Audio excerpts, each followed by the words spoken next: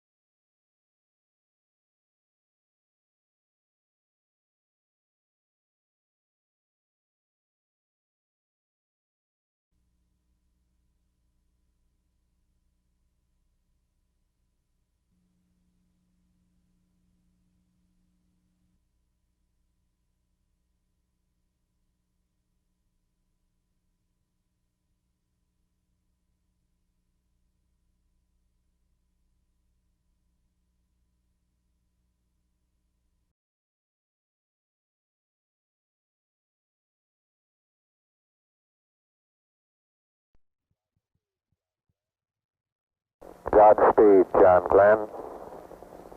10, 9, 8, 7, 6, 5, 4, 3, 2, 1, 0.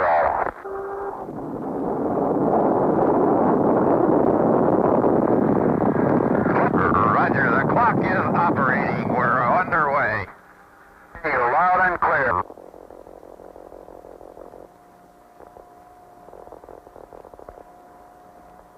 Roger, we're programming and roll okay. A little bumpy along about here. Roger, reading you loud and clear. Roger, coming in to hike you a little bit. That little contrail went by the window or something there. Roger. Step. Roger, 0G, and I feel fine. Capsule is turning around. Oh, that view is tremendous. A destroyer that came alongside and put up a cable down at Devitt and picked me up and set the spacecraft on the deck of the ship. And I blew the side hatch and climbed out. Then was taken over by a helicopter. I lifted off later and went over to the experience. It was like a snowstorm of paper coming down. And somebody told me not long ago that that was the biggest ticker tape parade that there ever will be.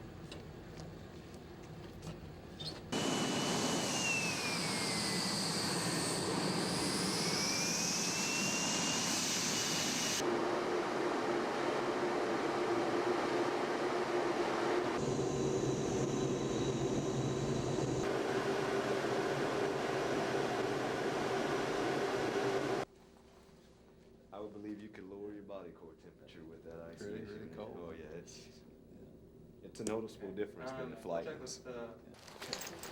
There we go.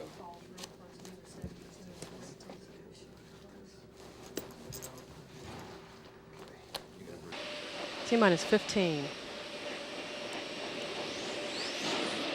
T-minus 10, 9, 8. We have a go for engine start. 5, 4, 3, 2, 1. Booster ignition and liftoff of Discovery with a crew of 6 astronaut heroes and 1 American legend. Houston Discovery, roll program. Roger, roll, Discovery.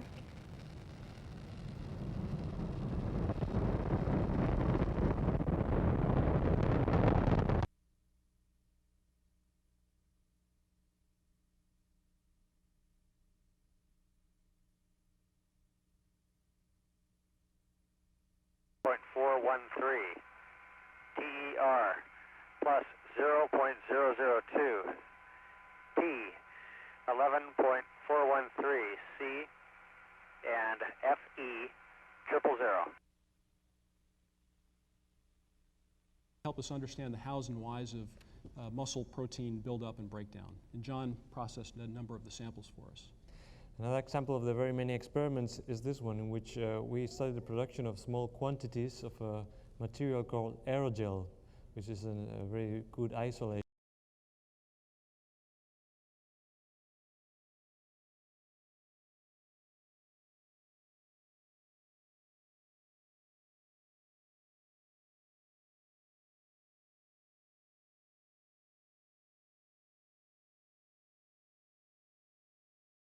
Okay, good.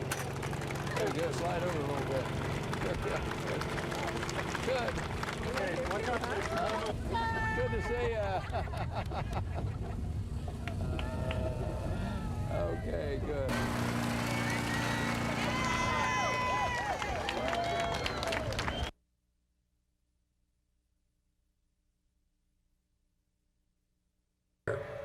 It's expanding horizons and opening frontiers, and particularly for one group of people. I was very pleasantly surprised today to see so many kids and young people out there along that parade route, waving at them there, and they were all milling around out here. I don't know what the schools had today. Maybe schools let out today, I don't know, but they should have been in school. Anyway, I'm glad they weren't. I'm glad they were here. I hope they can be inspired by the likes of people like these people down here that came up here from Houston. And I hope they can be inspired by the example that you all set for them. Because that's what the future is all about, is being able to pass along some of these things to our kids. And that's what these expanding horizons and opening frontiers of the future is all about. So we're very, very proud to have our name associated with this center and with the Lewis legacy here, the Lewis family. And just keep going, because you're a great asset, you're a national resource for this whole country. Thank you all very much.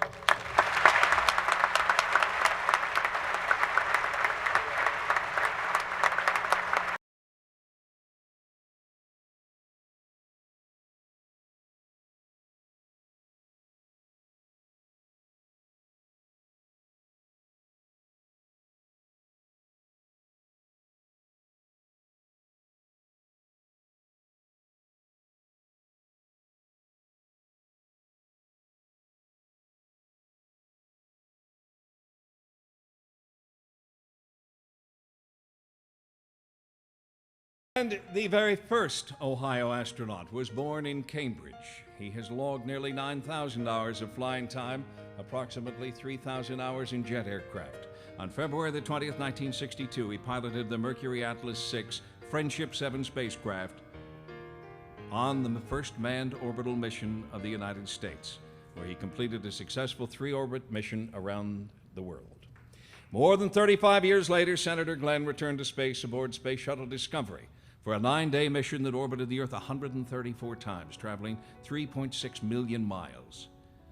Colonel, Senator, Hero John H. Glenn, United States Marine Corps, retired.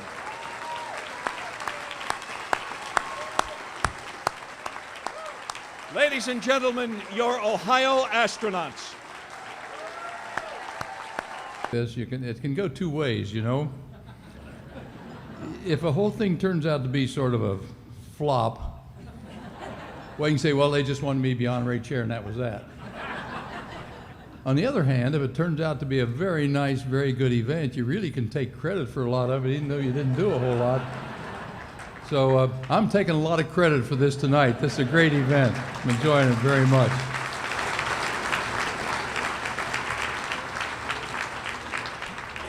Actually, I worked very, very hard on this event. I really did. I signed one letter, and that took care of that, the whole thing. So the important thing is, as we look back, and as we see each step along the way, it provides us an insight into what we may be able to do in the future, and that's the important part.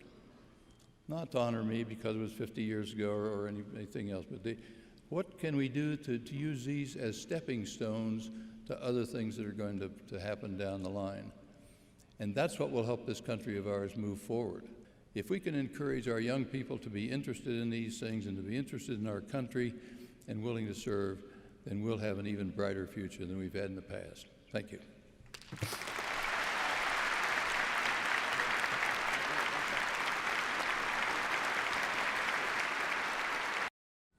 Today, we celebrate the 100th birthday of a true aviator, space pioneer, and a devoted public servant, Senator and astronaut John Glenn. As the first American to orbit the Earth, Glenn became an instant national hero, as his flight helped NASA learn more about human spaceflight and set us on a course to win the space race.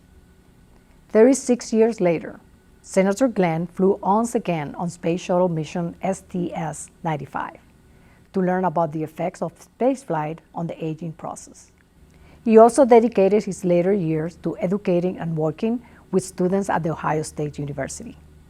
Though we lost the senator a few short years ago, we at the center bearing his name continue his legacy of exploration, inspiration, and discovery, as we make impactful, lasting contributions to our nation and prepare to send the first woman and first person of color to the moon under Artemis.